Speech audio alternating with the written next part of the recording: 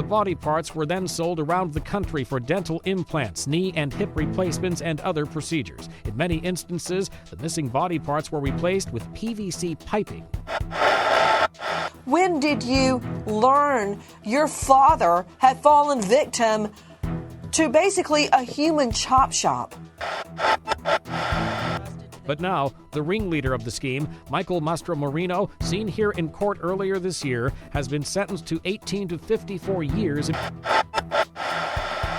Extract the bones from the body and other tissue, like tendons, etc., and would then sell those bones and tissue to a processing company down in Florida and other places in the South.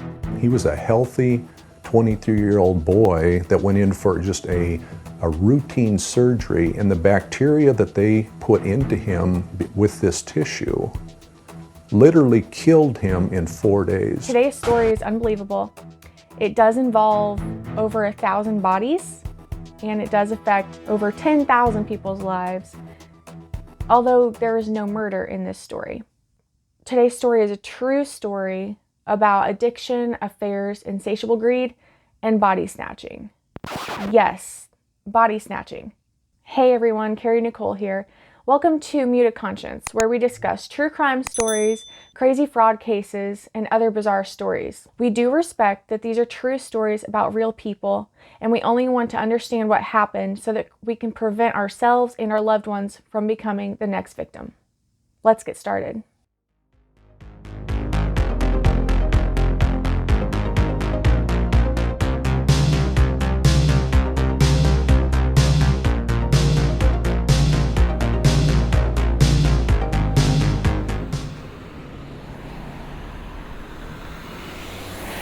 Our story begins in New York.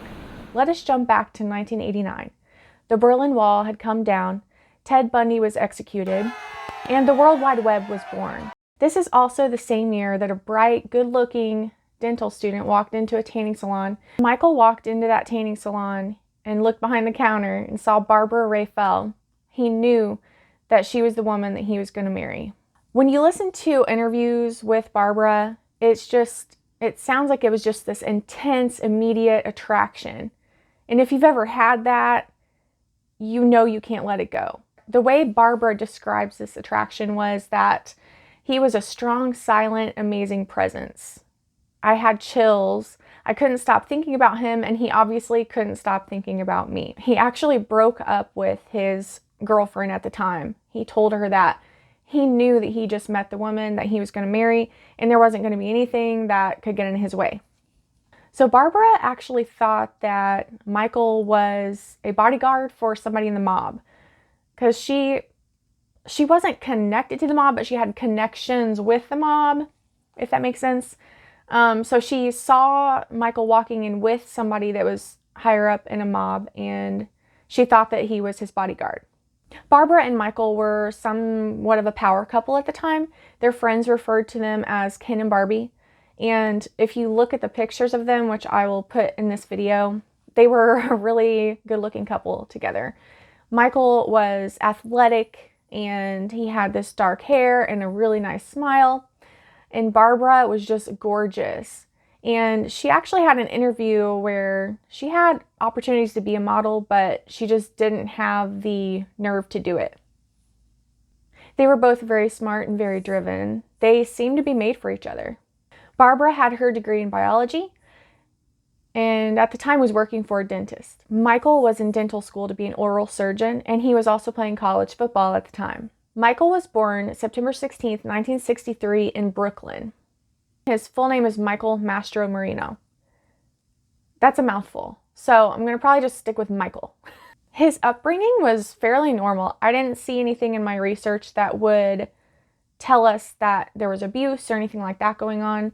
It sounds like his parents really drove him to be the best that he could be. Michael did grow up around organized crime, being in Brooklyn, but he always had aspirations of getting out of that life. He wasn't about it, and he was going to do better for himself. Michael was intelligent and very motivated. He even described himself as being a quadruple A type personality.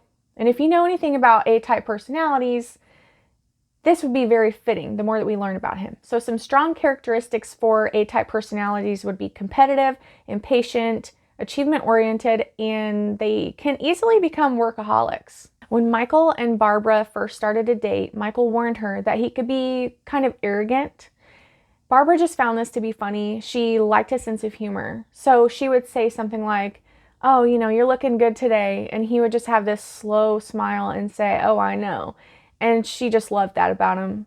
They really got along really well. The couple married in 1992, and it was a May wedding. It was gorgeous. If you look at the pictures of them at their wedding, they look just so in love and so happy. It looked like a fairy tale wedding. Along came their first child in 1994. They named him Michael Jr.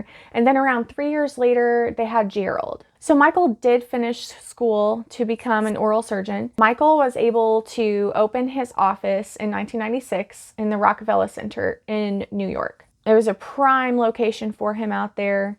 He really became a very successful oral surgeon. And just to kind of go into more depth about what they actually do, oral surgeons do more intricate work. They focus more on mouth, jaw, and face. So your wisdom teeth extractions, your removal of tumors, sometimes in the jaw area, fractured facial bones, fractured facial bones, jaw surgery, just to put it in perspective that his job was about being really precise. Michael Mastromarino was kind of like a celebrity oral surgeon, if you will. So basically, if someone wasn't going to take on a surgery because they thought it was too dangerous, he would just take it on. Michael did end up opening a second practice and was also very successful there too. And he not only worked in his own offices, but other dental offices would rent rooms to him when they had something come up that he could do. The family was prospering. They were doing great. So the family moved to Englewood Cliffs, which is in Fort Lee, New Jersey. It's a perfect location for them because his offices were so close by.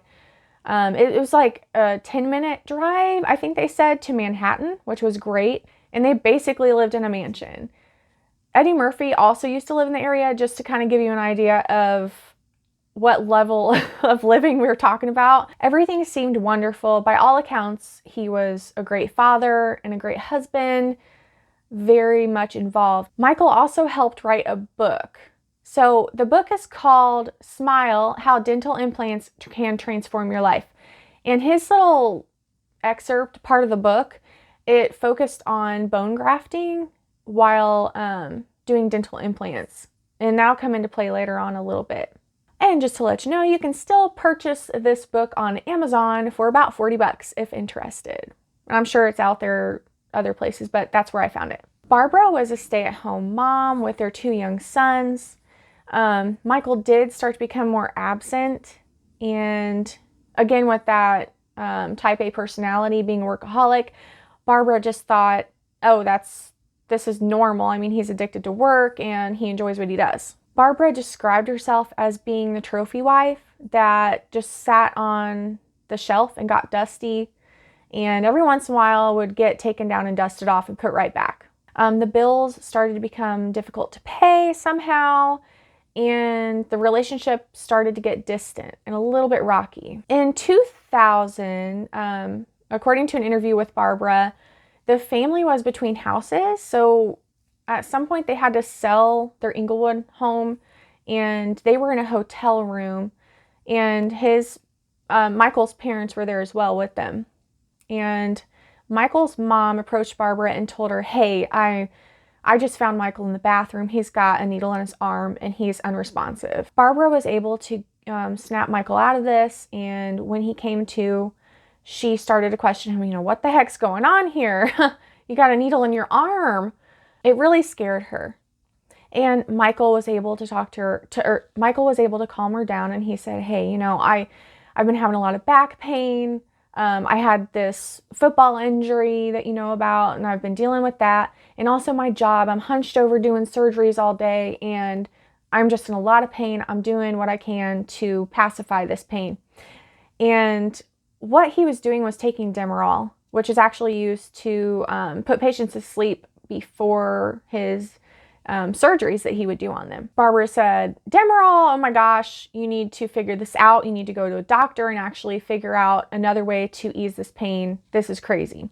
And he agreed that he would do that. And now we're in May of 2000. Everyone started to see some changes in Michael. A dental assistant noticed that Michael wasn't as proficient as he would normally be. And she said, I quote, he appeared just somewhat lost and like he was not feeling well, profusely sweating all the time. So there started to be some malpractice cases going on. It sounds like some of these were settled out of court. Michael was really struggling with the work itself, which is so dangerous when you have patients, especially under anesthesia. Yikes. His assistants called Barbra to tell her that they had found Michael in the bathroom. His scrubs were around his ankles. He was in there using. He had a needle in his arm. He was completely passed out, unresponsive again.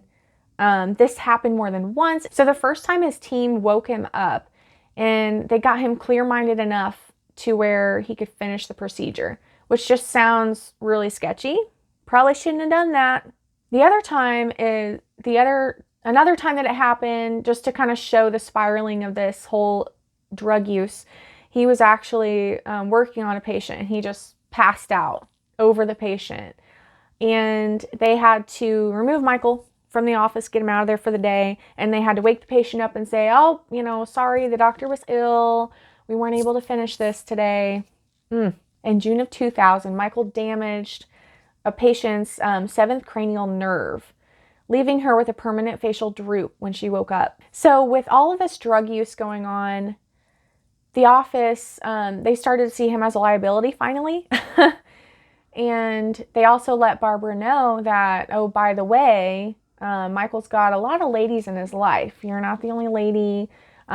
He was having women come to the office and visit. Michael was really spiraling at this point, and people were still trying to figure out, how can we help him? How do we support him? Barbra didn't want to believe that Michael was cheating. I mean, to her, there was no way he would even have time to do that. I mean, he was working really hard. So just 10 days later, after giving that patient a permanent facial droop, Michael is arrested.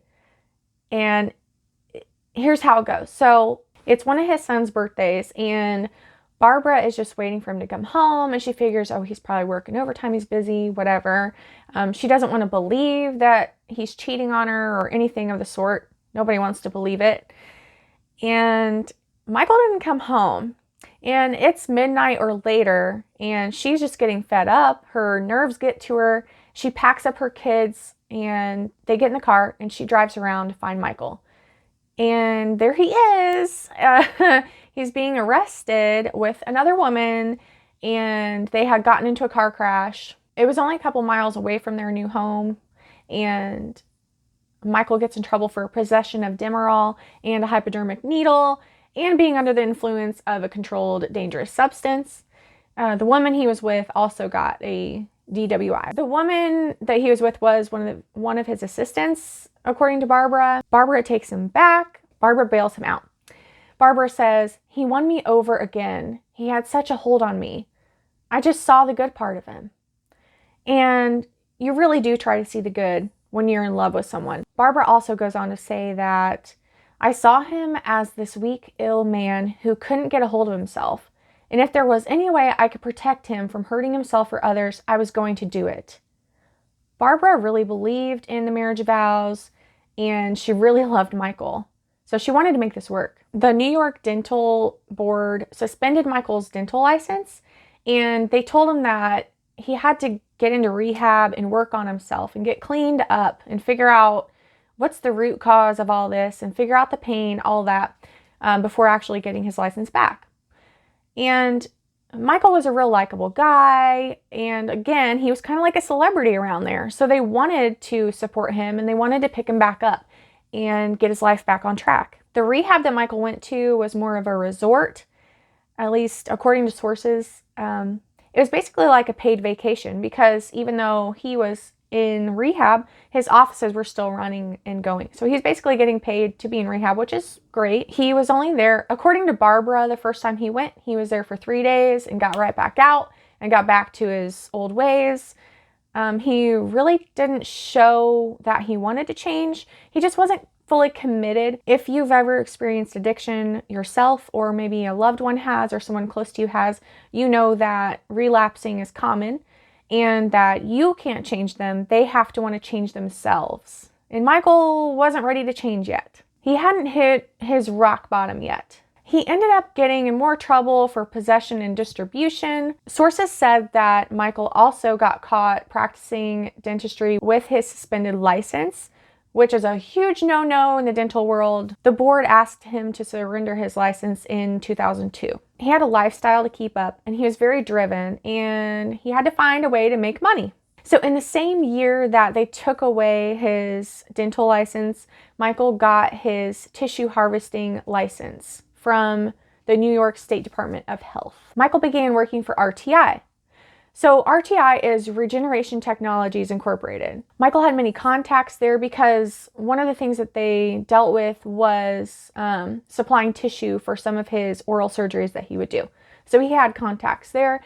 It was just an easy way to get in and start working. So real quick about RTI, they were and still are a Wall Street company. RTI, just like other tissue banks, they specialize in supplying tissue for biologics used for dental and reconstructive surgery, sports medicine, trauma, spine, urology, and urogynecology. You can go to RTI's website and kind of get an idea of their products that they sell. So their portfolio on their website shows products such as bone dowels and bone paste. So bone paste is ground up bone, which is used to fill microfractures, for example. So Michael had a really cool business idea, and he went to RTI and told them about it. And according to Michael, they supported him fully, and they were ready for him to get out there and do this. Michael had this brilliant business idea of approaching funeral homes for donor tissue. Tissue harvesting is completed around 90% within the hospitals, and then the other 10% is done within funeral homes. And at the time, the funeral homes were pretty much untouched by these tissue processing companies. Michael begins to go on trial harvest runs for RTI. These trial runs are amazing. Michael's bringing in great quality tissue, and he's able to get an abundance of it, and RTI wants more. Now Michael is the harvester for the tissue processors. Michael starts his own business. So this is when Biomedical Tissue Services, or BTS, is born. Michael was able to use his contacts from when he was an oral surgeon, and he also marketed his surgical experience to get more customers. People were using him like crazy. His main customers were 3 Wall Street companies at the time. With processing companies, so we would send RTI specific tissues, and we would send LifeCell specific tissues. We'd send Tutigen, the other company, specific tissues, and these are all Wall Street companies.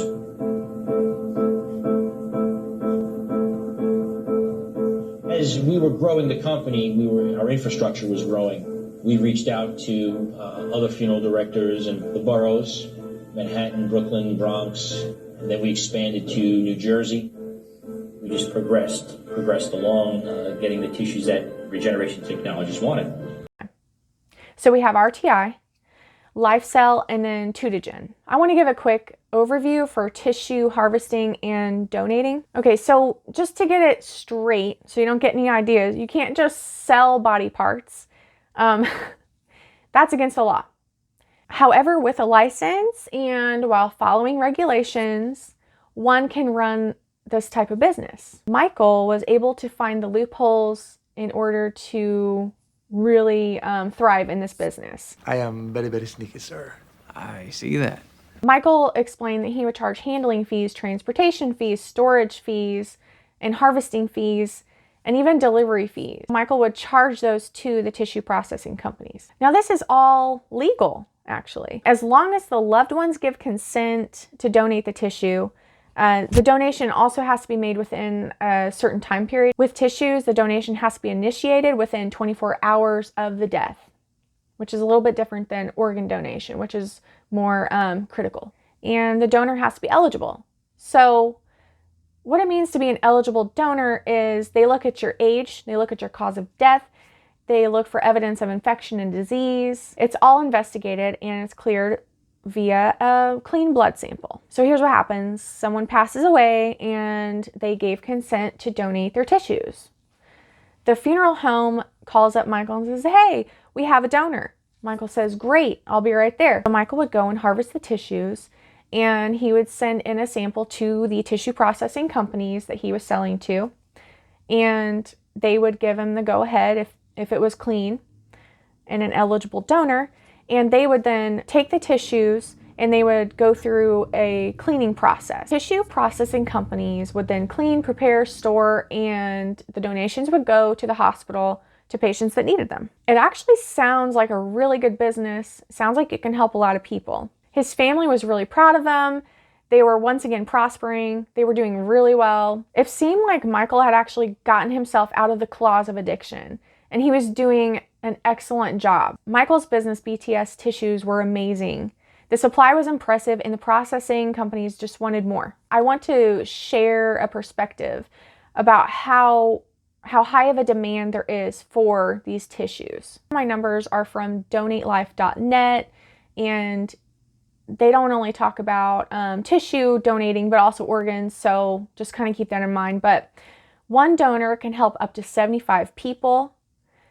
Tissue donation can benefit patients in a number of serious or life-threatening medical situations, including saving patients with severe burns, allowing athletes with torn ligaments or tendons to heal and regain strength, restoring hope and mobility to military men and women who have been injured in combat, and repairing musculoskeletal structures such as teeth, skin, and spinal components. To list off some of the tissues that can be donated, so you have corneas, which are used to restore sight, tendons, which are used to rebuild joints, heart valves repair cardiac defects, veins are used to reestablish circulation, skin used to heal burn patients, and bones used to prevent the need for amputation.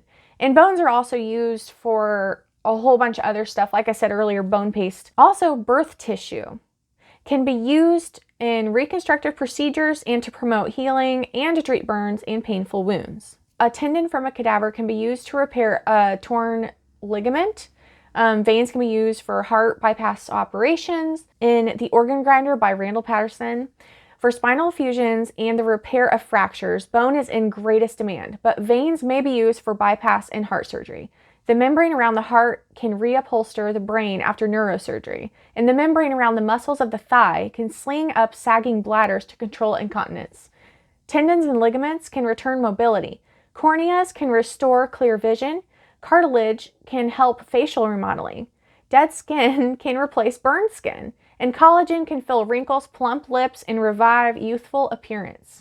According to organdonor.gov, over 100,000 people are on the waiting list for organ or tissue donors. According to Donate Life America, while 95% of U.S. adults support organ donation, only 54% are actual registered donors. Every day in the U.S., 17 people die waiting for an organ to become available. Every 9 minutes, another patient is added to the national transplant waiting list. That just kind of shows us that there's a high demand for tissue donations and organ donations, but we're focusing on tissue today. And there's not a whole lot of people that, at least back in the day, were donating. I think things are a lot different now, but Michael was so busy, which was great, but now he had to come up with a team to help him. So he wanted to build the perfect team. First, Michael was able to recruit a lot of undertakers. Well, they don't call them that anymore. First, Michael was able to recruit a bunch of funeral home directors and owners. He would offer them $1,000 a corpse. Then as work began to pile up, Mastromarino sent out word through the medical community that he needed another harvester to help him. He found his lead cutter, Lee Cruceta. So Lee Cruceta was a nurse, a surgical nurse, and a father of 4. His wife, they had fallen on hard times. His wife actually lost her job around September 11th and was really having a hard time finding another one. He spoke to his boss about the need to make more money, and he was told about a lucrative, exciting opportunity to work with Mastromarino. As a surgical nurse, Lee Cruceta was perfect for the job. He had developed precision with his hands. Michael wanted him to work for him because he was like a carpenter. According to Lee Cruceta, he started to make around $185,000 a year. And he also made bonuses with each corpse that he did. I think it was like $200 or $300 per corpse that he was able to harvest. Michael was also able to recruit Chris Alderazzi. He was also hired to be a cutter for the team. He also recruited Joseph Naselli, who owned Daniel, George, and Son Funeral Home. BTS opened their harvesting room in the Daniel, George, and Son Funeral Home. The podcast Swindle does a really good job of explaining this and breaking it down. So normally it would take about 4 hours to harvest a body, and that's using, dignity and following procedures and all of that.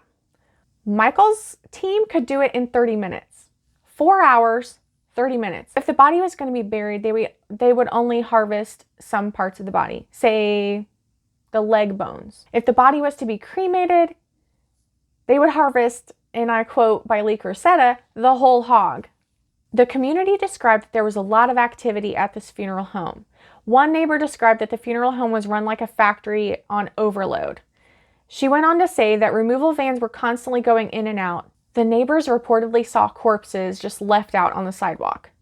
One neighbor said, "I can't tell you how many times there'd be a full body bag on the sidewalk." There's one neighbor that reportedly would find just trash bags that were torn open by animals in the middle of the night. And there would be like bloody gauze and bloody surgical gloves and aprons and those kind of items just strewn about. A neighbor says, "It was just a total lack of respect for the neighborhood, for the families, for the deceased." So there were cremators that were located nearby, and they would just often roll what was left of the harvested body right over to the crematory. Cremators would often just open the body bag and find a torso. People were paying attention to this. The sudden increase of the amount of donors was a bit alarming. In 2004, the funeral home sold for $1.5 million to a Deborah Johnson and her husband. Deborah started to investigate a little bit, as you would when you buy a new business. It was discovered that Joseph Naselli, who was the previous owner and also worked for Michael, he had taken a bunch of prepayments for funerals, but he didn't actually follow through on any of the ceremonies or promises that were made. So basically, he stole a bunch of money from these customers, these families. So Naselli wasn't keeping any records of taking these prepayments, and he also didn't have any intentions of following through on his promises. When he sold this business to the new owners, they found a huge financial mess, and they also figured out that he didn't report any of those prepayments, which kind of messed up the whole purchase price. So they were ticked off. Deborah Johnson went in and filed a complaint with the police, and this would have been November of 2004. While she was there discussing this financial mess and the sketchiness of it all, she also mentioned a secret room that was in the funeral home. She had discovered that there were some shady FedEx receipts in that room that were between the funeral home and these tissue processing companies that just didn't sit right with her. So they had also figured out that Michael and this team had been sneaking into the funeral home after the owners had left for the day because they had kept keys to the place, I guess. When the investigators heard there was a secret room, they had to go check it out for themselves. What they found was just disturbing. Imagine walking into this funeral home. You're already a little uneasy because it's just a place nobody really wants to be. There's a trap door. And you figure out that, there's a whole level above this trap door. And this trap door is actually used to raise up the corpses up to this secret operating room on the second floor. So this trap door had a hydraulic lift. Once you get up to the second floor, you see this overhead light and you see this surgical table type setup that someone would use like in an operating room in the hospital. Then there were surgical tools all over the place. And there were tubes that stretched out from the table all the way over to the toilet. And that was where they would drain the fluids from the harvesting that happened in there. William Sherman described, they used electrical saws, other instruments, and hammers. They chopped these bodies up, and there was fluid and gore splashing everywhere. And yes, they were shipping the body parts via FedEx, which were the receipts that were found and linked to the BTS team to the tissue processing companies. Investigators knew something was wrong, but this whole tissue harvesting and donating, all of this business was new still at the time, so they didn't know what was illegal and what was legal. So it was kind of a mess for everybody. Everybody had to start researching and figuring things out. In 2005, an official investigation began at 1852 Bath Avenue at the funeral home. This investigation would span over a year, I think it took, to actually get everything put together. So there were tons of layers to this. The investigators were able to reach thousands of families, thousands, to verify that documents had been forged. Michael had lied about ages, causes of death, time of death, donor status, basically everything. He even made up people. The investigators were able to get permission from the loved ones, from some of the loved ones, for their deceased loved ones to be exhumed so that they could figure out some proof that this was really going on. That Michael was actually harvesting tissue from people that did not even give consent, and from people that could possibly be over the age of eligibility and sickly. Of the bodies that were exhumed, there were a lot of parts missing, and they had been replaced with PVC pipe. Some of the bodies had been stuffed with gloves and gauze. Exhumed him and they did the autopsy. They basically found that the bones in his body had been taken out and had been replaced with PVC pipe. And these were people that didn't give consent, again. Now, I was actually going to school to be a mortician at one point, and I've actually worked at a couple of funeral homes for a while. And I will say that the whole PVC pipe thing, or at least using materials to make somebody look more lifelike, or using certain materials to maybe make a showing more comfortable for the family. So say if someone's in a motorcycle accident or something horrible happens to them that causes their death, and you have to reconstruct certain parts of them to put the family more at ease during the wake or during the ceremony, then that's actually normal and it is legal. So what was wrong here was that Michael had done a lot of this illegally. He wasn't getting consent. That's the main thing. Also, sometimes bodies would sit in an alley for days in a row before he could get to them because he was so busy. And he was also lying about how the people died and how old they were. So if you think about it, if you're a person who is waiting for donated tissue or an organ, but again, we're focusing on tissue. So if you're waiting for tissue, you are probably not going to want the brittle bones of someone who's 95 and who died of bone cancer. So DNA was used to prove that Michael was actually falsifying clean blood samples. This is psycho. So he was actually, they had an okay bag. They called it an okay bag. This was mentioned in a documentary called BodySnatchers of New York. It's a really good documentary. It's quick. I recommend you watch it if you're interested. Anyway, they had an okay bag. So they would take clean blood samples and keep it in there knowing that it was clean and it was going to pass the eligibility test at the tissue processing companies. So the tissue processing companies would get this clean blood and say, oh, this is great. Yep, go ahead and send us the donor this way. Well, they weren't clean. Some of these people had died from HIV, and some of them had lived with syphilis and cancer. And this, you just don't want that kind of tissue. In 2006, Michael was facing charges of enterprise corruption, body stealing, and reckless endangerment. And Michael swore up and down that he wasn't doing anything illegal and he had it all checked out before he started to do any of this. And that he basically thought that he was smarter than everybody else. And he was explaining to family and his lawyer, I think it's pronounced Mario, that someone was just trying to pin something on him. So something bigger was going on. And then he also was trying to blame the funeral directors for lying and not getting death certificates and that kind of thing. But that is true that they also lied too. I mean, they were ready for that $1,000 payoff from him. So they were doing whatever they could to give him donor bodies. He swore to Mario that everything he was doing was legal. His lawyer actually believed him for a while because a lot of people didn't know what tissue harvesting even was back then. and nobody really researched it. I was never aware of the tissue harvesting business. So I said to Michael, my initial reaction is, what are you doing? You could do this? This sounds like something that's out of a Frankenstein movie. To be quite honest with you, I felt the same way that everybody else felt when they first heard about it. Barbra and a lot of Michael's family and his lawyer really believed him, and they were behind him, and they thought, oh, we're going to get through this. Someone's just trying to pin this on him, and yeah, these funeral directors are shady, and they were probably doing something. Well, it didn't work out that way, because evidence was presented, and this evidence that was collected over a year, it did show that he was harvesting on these bodies, that nobody gave consent. I mean, he faked everything. Again, just to recap so you can understand, because there are people out there who are like, well, what did he do that was wrong?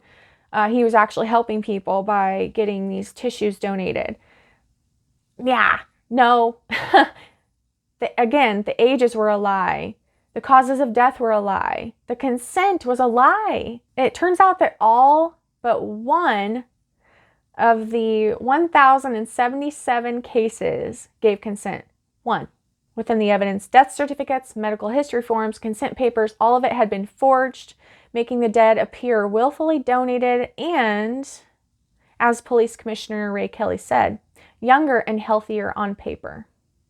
And I'm going to go through and give a couple of examples here of what these donors, how he would kind of fudge the papers. So one of the victims was a 104-year-old lady, and he listed them as having died at 70 from natural causes. One was listed as 65, but they were actually 82 when they passed away, and their cause of death was logged as heart disease, but they actually had brain cancer. And the thing with this one is that, yes, the heart cannot be donated. Tissues from the heart won't be donated. But if they had brain cancer, okay, they're getting chemotherapy treatments, most likely. And those chemotherapy treatments, they do something to your tissues. They make your bones brittle. So whoever's going to get these bones, it's going to really screw them up. They're going to have to go through a surgical procedure a lot sooner than they normally would if the donated tissue would have been healthy tissue, if that makes sense. One thing that actually brought this case to light was that one of the well-known victims was Alistair Cooke, and he was the host of Masterpiece Theater. I'll try to put a little clip of him in here. He stops 20 or 30 years before his own time because, like the rest of us, he can't see the wood for the trees. But I have tried in this program to say something about American civilization today, because what is fiercely in dispute between the communist and the non-communist nations is the quality and staying power of American civilization. Every other country scorns American materialism while striving to match it. Envy obviously has something to do with it, but there is a true basis for this debate, and it is whether America is in its ascendant or its decline. I myself think I recognize several of the symptoms that Edward Gibbon saw so acutely in the decline of Rome, which arise not from external enemies, but from inside the country itself. A love of show and luxury, a widening gap between the very rich and the very poor. The exercise of military might in places remote from the centers of power, an obsession with sex, freakishness in the arts masquerading as originality, and enthusiasm pretending to creativeness, and a general desire to live off the state, whether it's a junkie on welfare or a government-subsidized airline. In a word, the idea that Washington, Big Daddy, will provide. Anyway, he had died of lung cancer that had spread to his bones, and he was 95 when he died. Michael Mastromarino, though, told the world that he was 85 and he died of a heart attack. And then if you, again, on that documentary, BodySnatchers of New York, there's a really sad story that one of the victim's sons tells. Michael Bruno was a victim, and His son Vito kind of describes him as being a New York cabbie who just loved to joke around and share his opinions with his passengers. He sounds like a guy out of a movie. Well, Michael Bruno, he died at age 75 from a battle with kidney cancer. And his family buried him in 2004. One morning, a detective came knocking on their door and spoke to Vito. And they said, hey, is this your signature on this paperwork about donating your father's body? And he looked at it, and it didn't look like anything like his signature. Vito said, I was just shocked. You never believe you could fall victim to something like this. And I didn't protect him. I feel very sad that with the type of life that he lived, that's how he had to go out. There was also a 43-year-old woman who died of ovarian cancer. And her sister got the same thing. Her sister Wendy got a knock at the door, and they said, hey, did you give consent to give your sister's body to this company for tissue donating? And when she looked at it, it wasn't her signature, and it looked like someone had forged their grandfather's name, who had been dead for 30 years. So Michael was really reaching here, but he would do anything that he could to get this tissue because he was making big money on it. And there are thousands more stories like that of people whose loved ones were just stolen. Basically, their bodies were stolen. And it might sound like, oh, it doesn't matter because they've passed away and blah, blah, blah. Again, these people were sickly, or really maybe they were elderly and they just didn't give consent. There are religions out there who they think the whole body needs to be intact to even make it into the next life. So that's a really horrible perspective for them to find out that their loved one is not whole and intact. And it really messes with them. So product recalls started to happen, which sounds crazy, but that's essentially what it is. These tissues went through the tissue processing companies, became a product, and now they need recalled because some of these might have diseases. So medical experts have recommended that anyone who received tissue from BTS be tested for HIV, hepatitis C, and syphilis. They go on to say that though cancer is non-transferable, cancerous bones are often too weak to be used safely in transplants. Thousands of people that have received some sort of tissue from this company. Not only is it hard knowing that one day you may have a disease surface from the tissue that you got or some sort of infection, you're also waking up knowing that you're walking around with stolen body part, essentially. An example of one of these recipients would be Lori, who lives in Fort Wayne, Indiana. She had a car accident and she needed something done in her neck. So they needed to fuse 3 of her neck vertebrae together. And in order to do that, they used a cadaver bone within the little contraption that fused it all together. She describes that anxiety of wondering if something's gonna surface, a disease of some sort. Another one of the recipients that got this tissue was Betty. Betty actually suffered from severe infection and septic shock and eventual paralysis. And this is after receiving that BTS tissue. Sources say that others have developed hepatitis C, syphilis, and HIV. Probably one of the saddest stories of the recipients of the tissue was that of Brian Likens. Brian was a healthy, outgoing 22-year-old, and he was going in for a routine knee surgery. And he actually died of bacteria that was within the donated tissue. So in February of 2008, Mastromarino walked into the district attorney's office on J Street in Brooklyn and turned himself in. He originally was in the bathroom with his wife, and he turned the faucet on because they bailed out. He was in trouble. They bailed him out, and he was able to be at home during trying to set court dates. So while he was there, he had the faucet running, and he had Barbra in there, and he was whispering and saying that, oh, I actually did these things, and should I run? And Barbra was like, no, turn yourself in.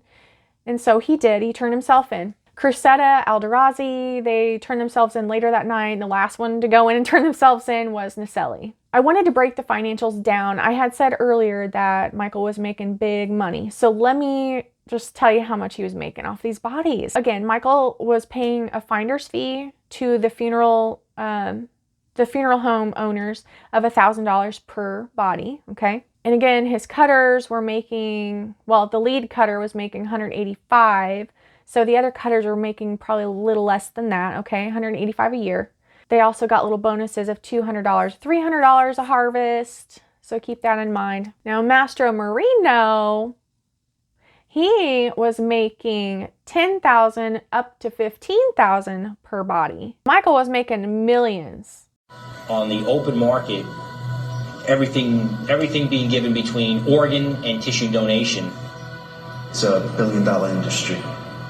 It's like any other business model where you have a very high demand and a very short supply. Prices tend to be are up there. Michael living in a mansion in Manhattan's Upper West Side with brand new cars, everything he wants, and even the heated driveway so that he wouldn't have to shovel. Barbra said that Michael was making around $1 million a year, but Michael has boasted in many interviews he was making even more. So we don't actually know how much he made, but it was around $4.6 million. And mind you, BTS was only running from 2001-ish to 2005-ish. Cruceta was very cooperative and apologetic to the families. He was great in the end. The last thing I want is for my family or my friends to think of me in that way. That's not who I am. He reached out and basically said to the families, here's my information. If you have any questions or if you want to discuss anything, let me know and I will tell you everything. And he did. He really followed through with that. Cruceta was very helpful in figuring out how the business ran. So he told us a lot. Cruceta explained that they had a contract supply with RTI for long bones. So if a viewing was scheduled, they took only the legs, sawing them off just below the hip and just above the foot. Cruceta says, we took our time to make sure that we didn't nick the skin. Afterward, Cruceta would sprinkle powder over the large cuts and sew up whatever was damaged, and then place the hip and foot screwed in plastic pipe as per standard industry practice. The police later found surgical gloves and other things sewn up, but Cruceta says that that never happened. He said that they were very careful and they did everything in a dignified way so that the families could at least have a decent funeral. Cruceta also explained that there were a couple times where a funeral home would call and say that, hey, we have a donor. And Michael would call Cruceta and say, hey, we have a case, go over and get the body and start harvesting. And Cruceta would look at the body and say, oh my, this person's real jaundiced, they're real yellow, or they're real sickly looking. Something's wrong. And he would report it to Michael, and he said that Michael would say, continue. Or if Cruceta said, no, I don't feel good about doing this one, Michael would say, all right, I'll be there. And he would do it. Cruceta would use power tools to harvest the spine. Cruceta explained that the funeral homes would kind of entice and bribe these lower income families to allow the harvesting of their loved ones. So he would say maybe, hey, if you allow us to donate your uncle or whatever, we'll give you a discount on a good casket. I'm not sure if that really happened or not. I don't know if that part was investigated. I know that there was a lot of shady things going on, so I wouldn't be surprised. After finding out that Michael was guilty and that he actually admitted to doing all these things, even though he still kind of says that he wasn't in the wrong and that these tissues wouldn't have hurt anybody, Barbra did divorce him. And now her two sons, they grew up and they actually changed their last name and got a new life started. The family does still live in New York. One of the sons owns a construction firm and the other is a CEO of a marketing agency. So they're doing very well. Barbra ended up writing a book. It's called The Body Snatcher's Wife, My Life with a Monster. And you can pick this up on, it looks like Barnes & Noble, Amazon has it. Barbra's book goes into more of the marriage aspect of things, not so much the legal aspect of it or the dirty details of it. In 2008, Michael was sentenced 18 to 54 years. He and Barbra agreed to pay $4.6 million to the victims, which not much of this money was actually left when it came down to it. And the insurance companies, they don't cover criminal activity, so nobody wanted to pay for all of this. Mastromarino did plead guilty to reckless endangerment, enterprise corruption, and body stealing, and he was sentenced on June 27, 2008 to 18 to 54 years in prison. During his court appearance, Michael did apologize for the pain and grief that he caused the families. You can tell if you see interviews with Michael, he still doesn't seem to think that he did anything wrong. Cruceta pleaded guilty to the charges of conspiracy and taking part in this corrupt organization and abuse of a corpse. And all of the team, they all got counts of forgery and theft. Cruceta was sentenced to 8 to 24 years in prison. While Cruceta was in prison, he sparked a movement for higher education within the prison systems, and he is now an academic coordinator. I'll link a little bit of a video that I found of him at a conference years back that kind of explains what he's doing. But he actually got his life together. Hudson Link partners with different colleges across New York to serve over 600 incarcerated students in correctional facilities and has welcomed over 850 alumni back to their communities. My name is Lee Cruceta, and I am one of the academic coordinators for Hudson Link. I run a program at a men's medium security facility in upstate New York that offers associate's degrees. I am also proud to say that I am an alumni of the program. This is part of the story where karma shows itself. On July 7th of 2013, Michael Mastromarino died at age 49 from liver cancer that had metastasized to his bones at St. Luke's Hospital. When Michael originally found out about his cancer diagnosis, according to his lawyer, he kind of laughed at the irony of it. Barbra commented on his death, saying, "Personally, it was a moment of relief for me. It was sad that it had to come to all of this, but to me, it kept my children and actually the world safer. That's the way I saw it. I saw myself being out of danger as well as my children. And because he had such a brilliant, keen mind, it was dangerous. It was a dangerous mind." A little bit of advice from Barbra that I think we can take away from this is to don't lose yourself in love. Barbra says to stay strong, be who you are, and you'll find the strength within yourself. You don't even know you have it. Again, this case isn't really about murder, but it does involve a lot of bodies and a lot of pain and grief. I think that Michael started out with good intentions, as people say that the road to hell is paved with good intentions. I think that had he kept everything legal, he still would have done well. But greed took over. I think that's what his new addiction was the money, the greed, the status. Looking at how we could have prevented this case, gosh, I think that regulations at the time were kind of fuzzy. This whole business was something new. I think these days now it's more regulated. People are actually checking into things, which is great. That's going to prevent some of the shadiness. Of course, there's still some bad eggs out there. I would say if you have a business of your own, any kind of business, check out your vendors. You want to know who you're working with. Not only do you want to know who your team is that you're hiring and working with, but you want to know where you're getting your supply from. What are they like? What are they doing? Or if you're seeking a new opportunity and something just pops up and it sounds great, really look into who you're going to be working for. Figure out what their motives are. Figure out what their morals are. I will say that if you're a partner of somebody and you start to see them spiraling, maybe there's drug use or some other type of addiction. It could be gambling. It could be anything. We can all get addicted to something. But if you see that the person is not functioning anymore, or they become withdrawn, or maybe they're just missing more, really think about it.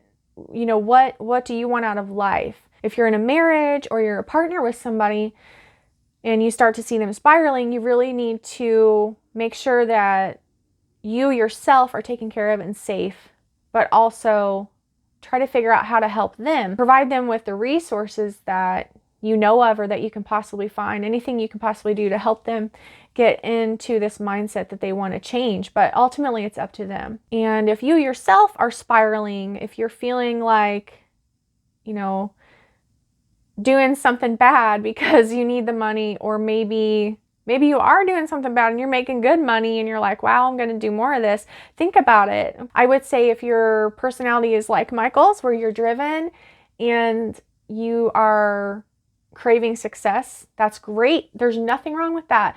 But just make sure that you're finding success in the right ways. I'll end the video there. Thank you for listening to this story. I'll have another one up soon.